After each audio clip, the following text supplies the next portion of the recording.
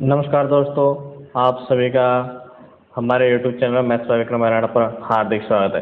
देखिए दोस्तों, आज अपन एक करंट का मुद्दा उसके ऊपर बात करेंगे और मैं आपको आश्वासन दिलाता हूं, अगर आप राजस्थान की एग्ज़ाम की तैयारी कर रहे हैं तो आपको आज का जो वीडियो है ज़्यादा बड़ा नहीं होगा, मात्र 10 मिनट का होगा। उसके अंदर आपको एक क्वेश्चन कम से कम देखने को मिलेगा। यानी अगर आपने 10 मिनट ध्यान से सुन लिया ना तो आपका एक क्वेश्चन पक्का हो गया। भले आप आरएस प्री दो या टीचर की, तो कोई से भी लेवल के आप एग्जाम दोगे ना तो आज की वीडियो से एक क्वेश्चन आपका पक्का है। तो आज अपन बात करेंगे उन्हीं क्वेश्चनों पर जो टॉपिक है, एक ही टॉपिक है लेकिन उससे एक क्वेश्चन आना 100% यानी ये 100% एक क्वेश्चन आएगा। अब बात करेंगे इस पे उन पर जो करंट का मुद्दा है क्या है। राजस्थान की जो 5 कलाओं को क्या मिला है, जीआई टैग मिला है। राजस्थान की 5 कलाओं को जीआई टैग मिला है और ये जो जीआई टैग है इसी अगस्त के माह को दिया गया है। अगस्त माह 2023 में दिया गया है।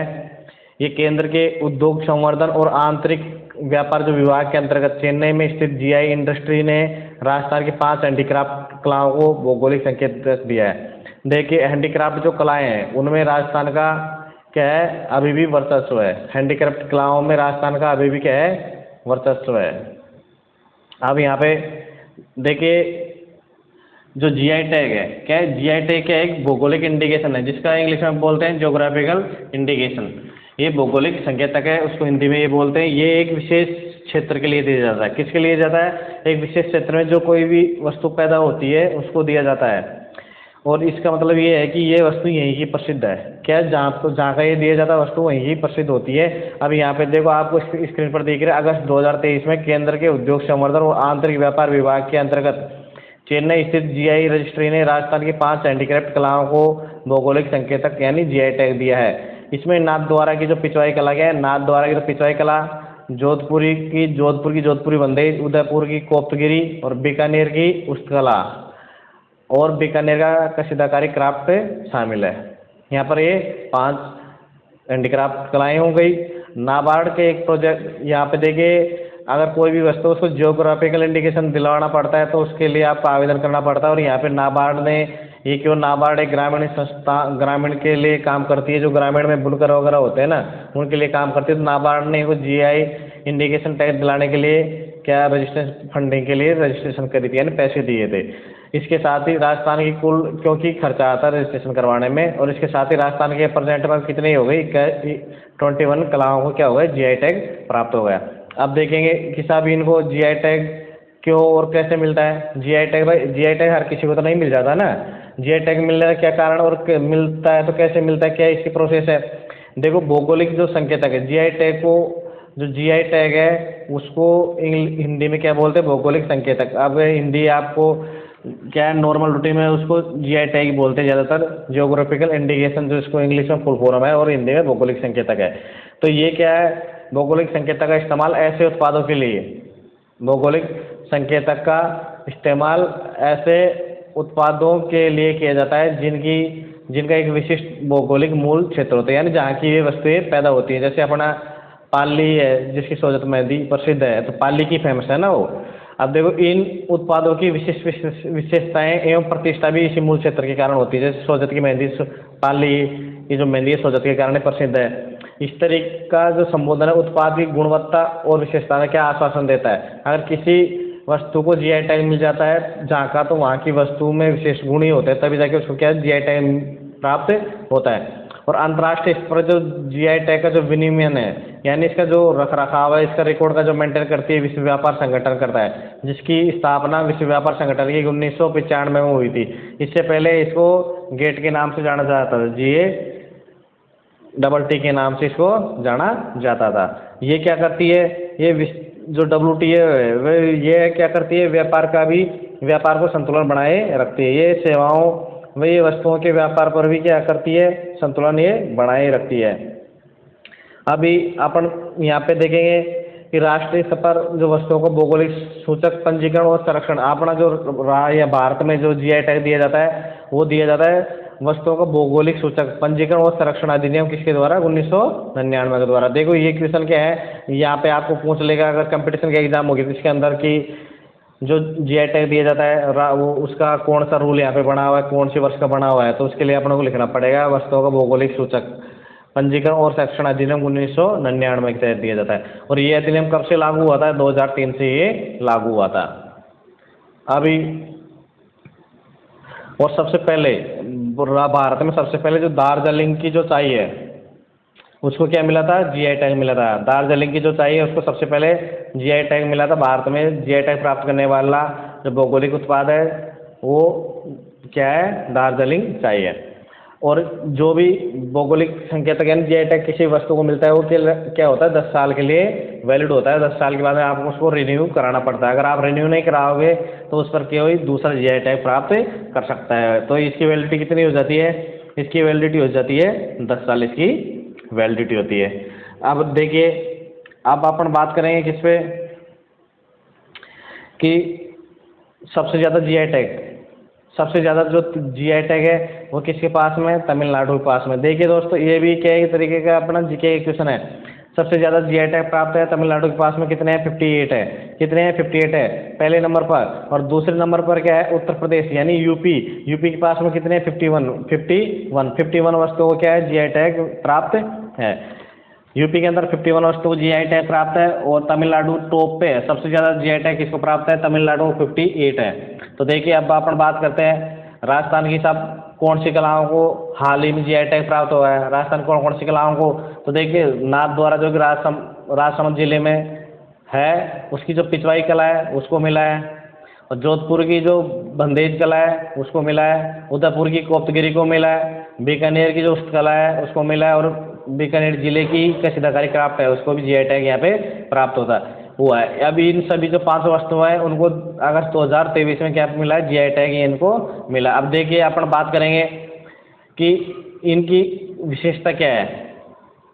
जीआई टैग जो प्राप्त हुआ है इनकी विशेषता क्या है भाई? जीआई टैग जो प्राप्त हुआ है 5 कलाओं की विशेषता क्या है? अब देखिए, अगर आपको वैसे रट्टा मारोगे ना तो आपको रट्टा भी हो जाएगा। पर रट्टा क्या है? रटने की विधि में कभी कभार अपने को याद नहीं आता। लेकिन अगर इनकी विशेषता अपन देखेंगे तो क्या जो नाथद्वारा जो पिछवाई कला है वो नाथद्वारा जो श्रीनाथ जी का मंदिर है ना उसकी मूर्ति के पीछे बनी एक विशेष चित्रकारी है। वही क्या है? नाथद्वारा की पिछवाई कला है। तो आपको याद रहेगी नाथद्वारा में जो श्रीनाथ जी का मंदिर है उसी के मूर्ति के पीछे जो बड़ी विशेष चित्रकारी है वही नाथद्वारा की पिछवाई कला है। अब देखो, जोधपुर जो बंदेज है उसमें क्या करते हैं? मलमल, रेशम और जो वोयल कपड़े पर विशेष रंगाई और छपाई का कार्य किया जाता है उसको जोधपुरी बंदेज बोलते हैं। इसके बाद उदयपुर जो कोप्तगिरी है उसमें मेटल क्राफ्ट कला में हथियारों की डिजाइन करी जाती है। गर्म और ठंडा करने की एक जटिल प्रक्रिया द्वारा अलंकृत किया जाता है। यहाँ भी जो उदयपुर की जो कोप्तगिरी है उसमें हथियारों की डिजाइन मतलब हथियारों को गर्म और ठंडा करके डिजाइन में डाला जाता है। सीधी बात ही है, वो उदयपुर की कोप्तगिरी है। अब जब बीकानेर की जो कशीदाकारी कला में कपास, रेशम और मखमल जो विभिन्न प्रकार के जो कपड़े हैं उन पर महीन टाँके और दर्पण जो शीशा होता है उनका काम किया जाता है। ये क्या है? एक तरह की बीकानेरी कला हो गई। और बीकानेर की जो कशीदाकारी कला हो गई यानी कशीदाकार में जो अपना लुगड़ी होती है अपने मोटे मोटे तौर पे देखें लुगड़ी उसके ऊपर टाँके आती है। पर यहाँ पे क्या महीन टाँका लगा के उसमें दर्पण फिट किया जाता है। तो ये हो जाती है बीकानेर की कशीदाकारी कला। अब बीकानेर की उस कला में ऊँट जो आपने देखा होगा ग्रामीण इलाकों में या शहरी इलाकों में जो ऊँट होता है उसके ऊपर विशेष प्रकार की आकृतियाँ बना दी जाती हैं। तो ये जो आकृतियाँ बनाने की जो कला है वो बीकानेर की उस कला है। उसको भी जीआई टैग अभी प्राप्त हो गया। देखिए, जीआई टैग जो ग्रामीण क्षेत्र ग्रामीण कृषि विकास उत्पाद की अलग पहचान दर्शाता है, ब्रांड का निर्माण करता है। क्योंकि जीआई टैग मिलने के बाद में उसका प्रचार प्रसार किया जाता है कि इस स्थान की ये वस्तुएं प्रसिद्ध है। तो उससे बिक्री बढ़ती है। उससे क्या होती है? बिक्री बढ़ती है। और बिक्री बढ़ती तो अपनी आय बढ़ती है। और दूसरा, उससे संरक्षण प्राप्त हो जाता है। क्योंकि जीआई टैग प्राप्त होने के बाद में उसकी कोई कॉपी कर नहीं सकता अपने की। और उस पर अपने एक तरीके से क्या हो जाता है? कॉपीराइट हो जाता है। इससे उत्पाद गुणवत्ता में सुधार तथा बाजार तक पहुंच आसान हो जाती है। क्यों प्रचार प्रसार करते हैं तो उससे क्या हो जाती है? गवर्नमेंट भी करती है फंडिंग।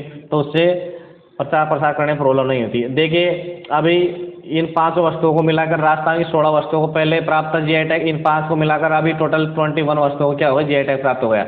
अब देखो 21 कौन कौन सी वस्तुएं हैं? तो बगरू प्रिंट जयपुर की है और ब्लू पोट्री भी जयपुर की है। बगरू प्रिंट और ब्लू पोट्री भी जयपुर की है। और जो बीकानेरी, आप बात करें किसी बीकानेरी भुजिया की, किसकी? बीकानेरी भुजिया जो राजस्थान की प्रसिद्ध है। बीकानेरी भुजिया के यहाँ के बीकानेर के नाम से अपने को पता चल रहा है। अब देखिए, अगर आपको याद करना है तो जहाँ पे नाम अटैच नहीं है जैसे बगरू है, बगरू प्रिंट और ब्लू पोट्री ये इजीली है तो आपको याद हो जाएगा। बीकानेर भुजिया बीकानेर दिया होता है बीकानेर की है।